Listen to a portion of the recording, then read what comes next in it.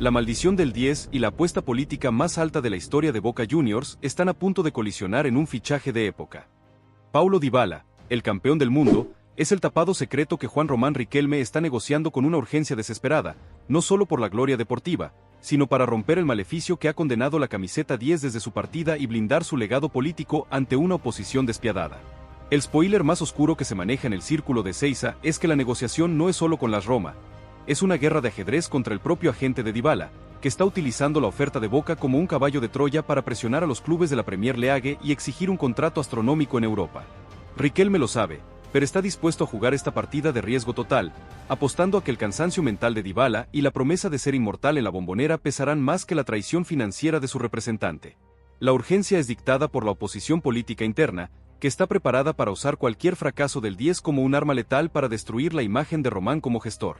La pregunta que hoy sacude al fútbol argentino es: ¿logrará Riquelme, con la seducción del mito y una jugada de riesgo consciente, convencer a Dybala de que el legado y la inmortalidad valen más que el cheque y el caos de Europa, o esta apuesta final se convertirá en la profecía de su caída política y deportiva?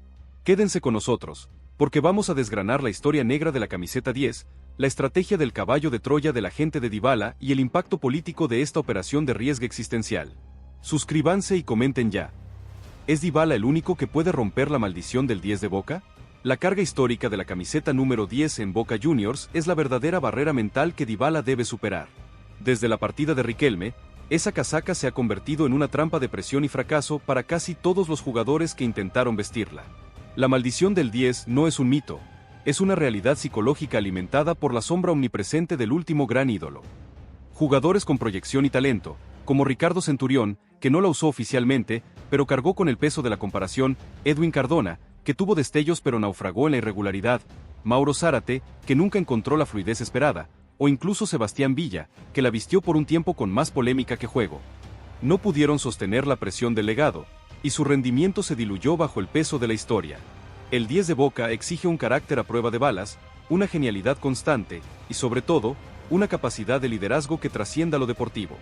Dybala, con su estatus de campeón del mundo y su jerarquía internacional, es el único jugador en el planeta que posee la estatura para romper ese maleficio, pero si fracasa, la caída será monumental y arrastrará consigo el proyecto político de Riquelme. La urgencia de Román es entregar la 10 a alguien que pueda sobrevivir a la sombra y reavivar la mística en la Bombonera. El ajedrez político interno es el marco real de esta transferencia. La oposición a Riquelme, encabezada por dirigentes históricos y expresidentes, está monitoreando cada movimiento del actual presidente, esperando un error financiero o un fichaje fallido para lanzar una campaña de desprestigio que debilitaría su gestión de cara a las próximas elecciones. El fichaje de Dybala es un arma de doble filo para Román. Si Dybala triunfa, Riquelme será visto como el gestor que devolvió a Boca a la élite y su liderazgo será incuestionable. Pero si Dybala se lesiona o su rendimiento es inferior a las expectativas, la oposición utilizará el alto costo del fichaje y la deuda financiera a futuro, el Fondo Dybala, que analizamos anteriormente, como el argumento final para demostrar la incapacidad de Román para gestionar las finanzas de un club de élite. La presión política sobre Riquelme es inmensa, y el fichaje de Dybala se ha convertido en un referéndum anticipado sobre su capacidad de liderazgo y gestión. La estrategia del caballo de Troya del agente de Dybala es el mayor riesgo consciente que Riquelme ha asumido. El entorno del futbolista no es ajeno a las jugadas de mercado, y siendo Dybala un activo de clase mundial, su agente está utilizando la oferta emocional de Boca como un mecanismo de presión sobre las Roma y los clubes de la Premier League para obtener el mejor contrato y la prima más alta de su carrera. El agente sabe que la propuesta de Boca es invaluable en términos de legado pero insuperable en términos salariales para el fútbol sudamericano, por lo que filtra intencionalmente los detalles de la reunión con Riquelme a la prensa europea para obligar a la Roma a mejorar su oferta de renovación o a forzar una venta a Inglaterra por un precio superior al que Boca podría pagar. Riquelme no es ingenuo, sabe que su oferta es la última carta antes de que Dybala firme un contrato de por vida en Europa. Sin embargo, Román apuesta a la honestidad emocional del jugador, confiando en que el cansancio físico y el deseo de paz de Dybala superarán la avaricia financiera de su representante. La apuesta de Riquelme es que la nostalgia y la mística son las únicas armas que pueden derrotar a los millones de la Premier League. El factor Cavani como detonante táctico y emocional es la clave de la seducción final. Edinson Cavani, que comparte vestuario con jugadores de élite y entiende la presión europea, es el líder silencioso que Riquelme utiliza para sellar la negociación. La conversación se centra en lo deportivo y la trascendencia, Cavani le ha garantizado a Dybala que su genialidad creativa es la pieza faltante que desbloqueará su potencial goleador y que la sociedad Dybala-Cavani se convertiría en la dupla más letal del continente, una promesa de éxito que apela al instinto competitivo del campeón del mundo. La llegada de Dybala no es solo un fichaje, es la validación del proyecto Cavani, y el delantero uruguayo está presionando al máximo para que su socio ideal se una a la causa de la séptima copa, una estrategia de vestuario que Román maneja con maestría para evitar la traición de la gente y convencer a Dybala de que su lugar en la historia está en la Bombonera. El peso del dinero externo y la sombra del socio estratégico siguen siendo la barrera invisible de la negociación. Si Riquelme acepta la financiación externa para cubrir la cláusula de Dybala, el club cede parte de su autonomía a un tercero comercial, lo que genera una deuda moral y un riesgo de injerencia que la oposición política no perdonará.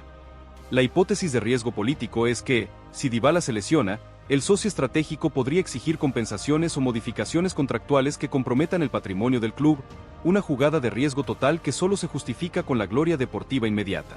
Riquelme debe negociar con pinzas la cláusula de la injerencia, el asesor de rendimiento que analizamos antes, y limitar el poder del socio externo para proteger la autonomía táctica de Diego Martínez y la estabilidad del vestuario, una gestión de poder que define su capacidad como presidente. El escenario de las lesiones y el miedo a la recaída en Argentina es el verdadero temor de Dybala.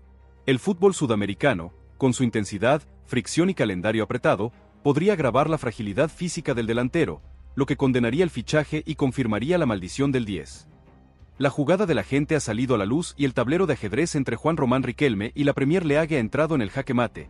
El caballo de Troya del representante de Paulo Dybala ha activado una contraoferta de un club inglés ambicioso. Fuentes apuntan al Tottenham o al Aston Villa, que duplica el salario propuesto por el fondo Dybala, y obliga al campeón del mundo a tomar una decisión existencial en las próximas horas.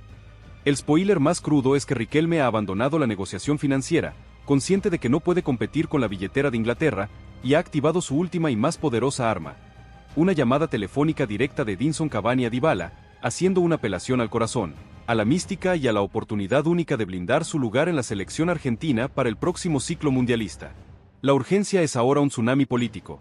La oposición de Boca Juniors ha filtrado a la prensa los detalles del acuerdo con la plataforma de streaming, acusando a Riquelme de hipotecar el alma del club y de vender la camiseta 10 a una corporación global.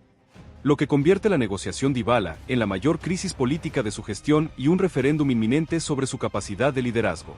La pregunta que hoy detiene la respiración del fútbol continental es: ¿podrá la mística, el legado y la promesa de inmortalidad de Cavani derrotar los millones de la Premier League y la traición financiera de la gente, o el sueño de Dybala en Boca se convertirá en la profecía de la caída política de Riquelme?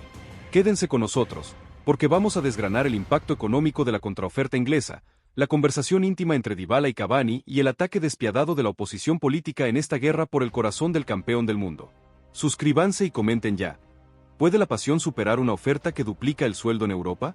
El impacto económico de la contraoferta de la Premier League fue una bofetada de realidad para Riquelme y el fondo Dybala.